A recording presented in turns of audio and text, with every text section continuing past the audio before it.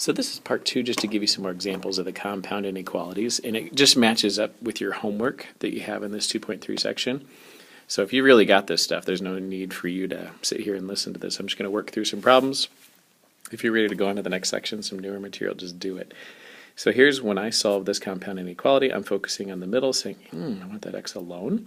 So I'm going to subtract 4 from all sides, minus 4, minus 4, minus 4. And what that results in is I get that 3 minus 4 is negative 1 on the left, less than or equal to, now it's negative x is left in the middle. Don't forget that negative goes with the x, not anything else. Less than 1. And we're not done. You still got to divide everything, get rid of that negative, which would mean dividing by negative 1 and do it to all parts. This is one of those cases then to flip the inequality and make it 1 less than or equal, oh, nope, got to flip it, greater than or equal to x, and then greater than or equal to a positive 1 divided by negative 1 is negative 1. That's backward. So you get to flip this thing because you want to put the small number on the left. And so when I tackle this now, I'm going to turn it over. Let's see how this is all working. Negative 1 on the left, inequality turns over, becomes a bunch of less thans instead of greater than signs. And there you have it. That's all that, and that's compound inequality form. But it's going to say probably an interval notation. Yep, sure is, right there. And so you just want to make sure those are both brackets, negative 1 to 1, because they both have that equal sign in those cases, okay? Next one down, got this division stuff, but the goal is always the same. I want to get x alone. The first thing I'm going to do is multiply by 5 in the middle to cancel the divided by 5, because get rid of those pesky fractions, and you have to do that to all parts, left, right, and middle. So it becomes, now it's a multiplication by a positive number, so you're not going to flip anything, no inequality flipping needed. And then you got 1 minus 2x. Again, if you see something I made an error along the way, just send me an email. We'll fix it up. And just assume, yes, you are right. You saw an error and move on from there. Okay, we're going to multiply 16 times 5. That's 50 plus 30. That's 80. And watch those inequalities. You don't mess up what kind they are. This is a less than or equal to and a less than. And that carries on through the problem. The next step is subtract 1 from all parts. And I think you're probably starting to see a pattern. So negative 26 less than or equal to negative 2x less than, we're subtracting 1, right? So negative 26, that's 79. And the last is divided by negative 2. Divide everything by negative 2. This is a good time to flip that inequality, dividing by a negative. And the end result is a 13. Flip it over, greater than or equal to x, greater than 79 divided by 2. So what does that make? 38, something like that. Okay, so take that off and 38 it. I'm sorry, 39. Okay, negative 39. And then you turn it back over, so you want your negative 39, which is smaller on the left, x less than 13. You always have to be in that order. And watch out, that equal sign gets carried with that negative 13 over here. I'm sorry, positive 13. There's our inequality in nice compound inequality form.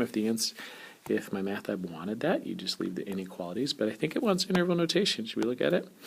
It says interval notation, of course. So that would mean bracket and parenthesis. The bracket in this case is on the right with the 13, but the parenthesis is on the left. So negative 39, comma 13. You're always looking for those equal signs where a bracket can go, but that's the interval notation to finish that one.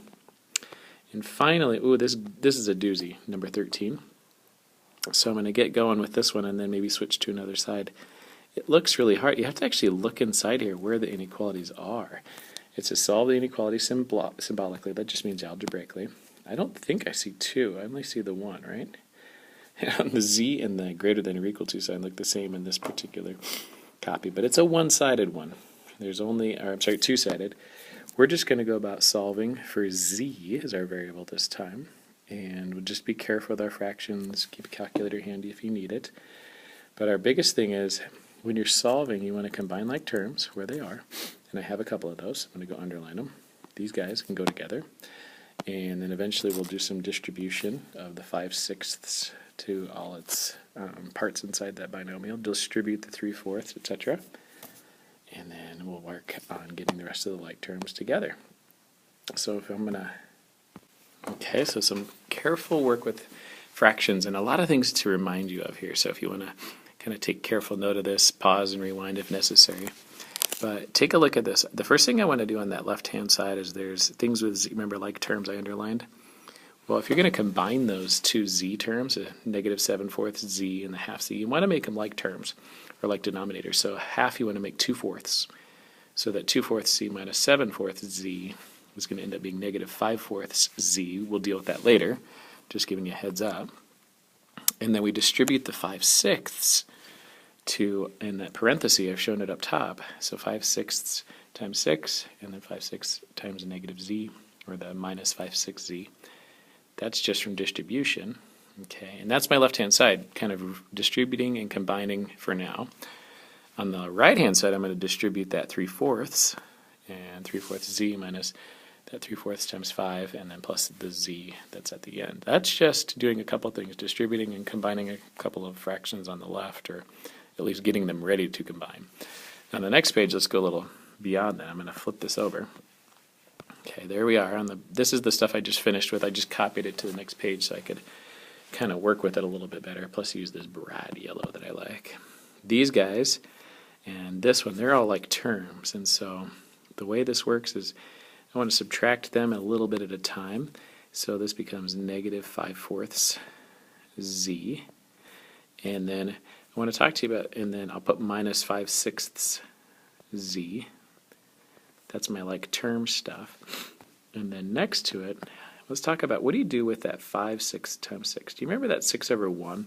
So numerator times numerator, that's going to be 30/6.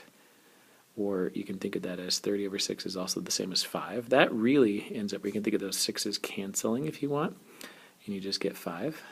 Those are things you can ponder, but in the end, what I'm going to have is plus 5 for that little piece. Okay, I'm just doing a little work on that left-hand side. Now on the right-hand side, let's do a little stuff over there. There's probably some like terms, right? I'm going to look for something I can combine, maybe 3/4 z and a z. If I want to add those, I'm going to make this 4/4 z, so that when I add it to 3/4 z, it's pretty easy to notice it is 7/4 z. And then my fraction, the 3/4 times 5 right there, that would be like 15/4. And I'll put those together as minus 15/4. Okay, that I put right in there.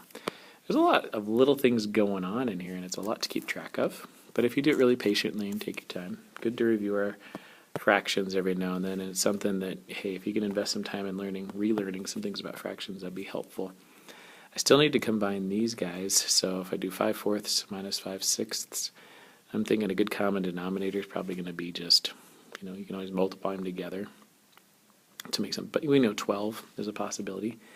So if I multiply top and bottom of that left one by 3 here, 3 on the top and 3 on the bottom, what you get is negative 15/12, and that can work. Negative 15/12 z, and the one on the right, if you do times 2, and times 2, we get a common denominator of 12, so that'd be negative 10/12 z, still plus 5, and everything else is the same. So 7/4 z. I'm just going to kind of put everything back the way it was. We got enough going on as it is. Okay. And now that I can combine those guys, I'm going to say, hey, I can put these two together. And the end result is negative 25/12 z plus 5 greater than or equal to 7/4 z minus 15/4. And this just gets really tedious and long. And the next thing is you combine like variables if you can. So I need to get the z's on one side and the numbers on the other. So I'm going to do minus 7/4 z to both sides. And eventually I'm also going to do minus 5 to both sides to get this 5 out of here on the left-hand side and minus 5 over here. And that's going to be where I take off on the next page. I'm going to do a little cut and paste and finish this off again, but sorry for all the details, but it just takes some time and tedium. To finish this thing off here, we want to, on the left then we have the negative 25/12 z and the negative 7/4 z to subtract, And on the right, we got to do that negative 15 fourths and 5. We got to subtract those from each other. So on the next page, I'll do the hard work of getting that all kind of cleaned up. Okay, so here comes that next page. Alrighty, so we just keep rolling. Those are the pieces, and I need to get common denominators and kind of finish it the same way I've been doing all along. Common denominator on that left-hand side, I might just multiply times 3 times 3, top and bottom, to make that a negative 21 fourths. I'm sorry, negative 21 twelfths on that z function. So if I do that, 25 take away 21, if I kind of think forward on that, it's going to leave me with 4 twelfths z. And I'll make that 1/3 in a little bit, but I'm not in any hurry. And on the right-hand side, I probably think about multiplying. Remember, if this is 5 over 1, that means I multiply top and bottom by 4 to get it to have a common denominator. And that would end up as negative 15 minus 20. And negative 15 take away 20 is negative 35 fourths. And this is getting long, but we can finish it off. This is one step away from being done, and some rules that we might have forgotten. How do I get z by itself at this point? What's the inverse operation? And then in the inverse operation is to multiply by the reciprocal. So multiply by 12 fourths. If you want to simplify that, which I think might be a good idea beforehand, maybe we should just do that ahead. This 14 twelfths is the same thing as 1/3. So I'm going to go ahead and delete that and just write 1/3 in there just to kind of save some space as well. But that's 1/3 z. But again, I'm going to apply the same tactic. I'm going to multiply by the reciprocal, 3 over 1 on both sides. And clean this up. So I get z. Now this is not dividing or multiplying by a negative, so don't mess with the inequality. 35 times 3 is 90 and 15, so what is that? Negative 105 over 4. Okay, that's a perfectly good fraction. Z is greater than or equal to negative 105 over 4. If I made an error along the way, just let me know. Talking and writing are complicated, and when we have to put it back in to satisfy the problem, negative 105 over 4 would make a perfectly good decimal too. But if I go back to the very beginning here, what the question was all about, it says do it in an interval notation. So when I get to that interval notation, you would want to write it as negative 105 over 4. Maybe you got to do a decimal. Go ahead and find it if you need to infinity. Okay, that'd be the interval version of that to finish off. Okay, that's the end of compound inequalities. I'm not let you finish the rest on your own. Email with questions, and there's another video coming about some other new topics that I'd want to get to today if we had class, which we do, just digitally.